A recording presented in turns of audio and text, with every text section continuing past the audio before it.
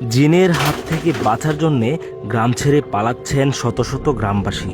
এই গ্রামে কি এমন ঘটেছিল, সম্পূর্ণ ঘটনাটি বোঝার জন্য ভিডিওটি না টেনে দেখতে থাকুন। ভিডিওতে আমরা যাকে দেখতে পাচ্ছি তিনি হলেন একটা মাদ্রাসার ছাত্র। উনি পড়াশোনার পাশাপাশি একটা কবরস্থানের পাহারাদার হিসাবে নিয়োজিত রয়েছেন। উনি যেখানে বসে পড়াশোনা করছেন সেই ঘরটি এই গুরুস্থানের পাশেই অবস্থিত। ওনার পিছনে থাকা চেয়ারটির দিকে একটু ভালো করে লক্ষ্য করুন।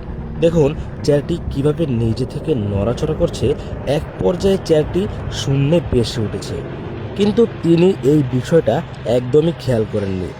গ্রামের মুরব্বীদের কাছ থেকে জানতে পেরেছি উনি যেই ঘরে অবস্থান করছেন সেই ঘরে নাকি আজ থেকে 15 বছর আগে একজন পাহারাদার জিনের আক্রমণের শিকার হয়ে নিজের প্রাণ হারিয়েছেন। এরপর থেকে আর কোনো পাহারাদার এই ঘরে থাকার সাহস করেননি।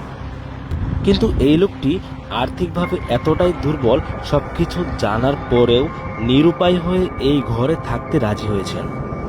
ওনার ঠিক ডান পাশেই একটু লক্ষ্য করে দেখুন, সেখানে একটা মাছ ধরার ঝুড়ি রয়েছে। সেই ঝুড়িটা হঠাৎ করে নিজে থেকেই কেঁপে ওঠে।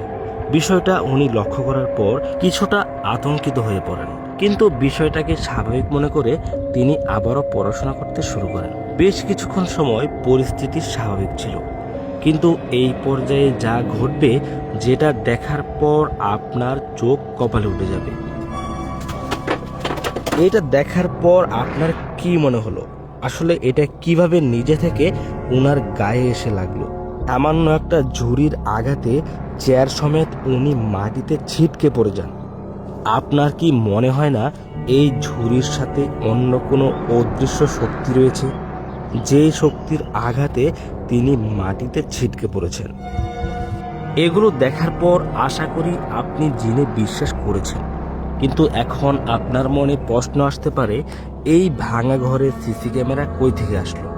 আসলে এই ঘরে যখন প্রথম পাহারাদার জিনের আক্রমণের শিকার হয়ে মারা যান, এরপর থেকে সেই ঘরে গুরুস্থান কমিটির পক্ষ থেকে একটা সিসি ক্যামেরা লাগানো হয়েছে। আসলে এটা দেখার জন্য এই ঘরের ভিতর কি ঘটে।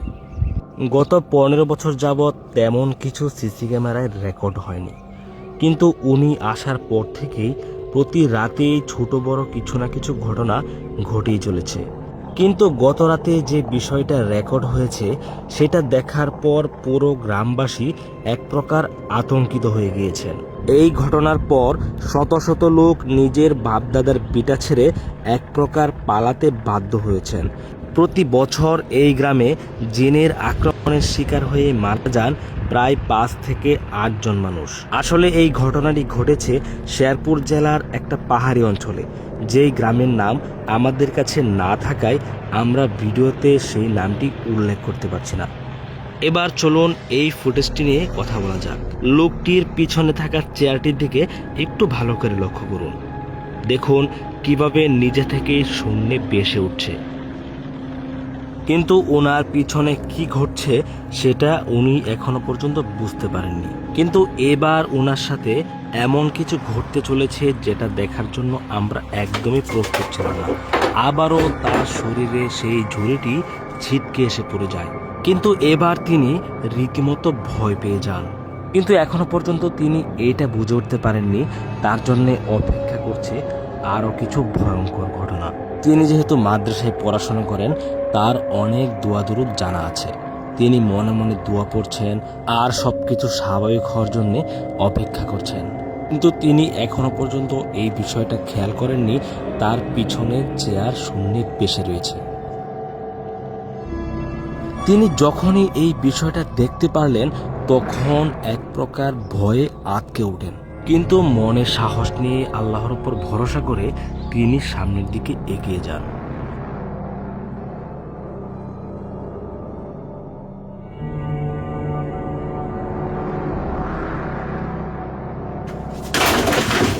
কিন্তু তিনি যখনই চেয়ারে স্পর্শ করেন তখনই কারেন্টের শক খাওয়ার মতো পিছন দিকে ছিটকে গিয়ে পড়েন। কিন্তু এই ঘটনা ঘটার পর তিনি মনে আর সাহস ধরে রাখতে পারলেন না। মাটি থেকে উঠে দাঁড়ানোর শক্তি তিনি হারিয়ে ফেলেছেন। তার মনে হচ্ছে কোনো একটা অদৃশ্য শক্তি তার দিকে এগিয়ে আসছে। কিন্তু এখনো পর্যন্ত তিনি মনে মনে আয়াতুল কুরসি পাঠ করে যাচ্ছেন। আয়াতুল কুরসি পাঠ করার কারণে হয়তোবা এখনো পর্যন্ত কোনো জিন তার গায়ে আক্রমণ করতে পারেনি। কিন্তু এবার তিনি মনে সাহস নিয়ে সরাসরি আজান দিতে শুরু করলেন। পবিত্র কোরআনে বর্ণিত রয়েছে, আজানের ফলে সমস্ত দুষ্ট শক্তিরা নিজেদের আশ্রয় খোঁজার জন্যে ভয়ে পালাতে শুরু করে। আজান শেষ হওয়ার সাথে সাথে পরিস্থিতি স্বাভাবিক হয়ে যায়। এতক্ষণ পর্যন্ত যারা এই ভিডিওটি দেখেছেন তাদের কাছে অনুরোধ করছি ভিডিওটি শেয়ার করার জন্যে।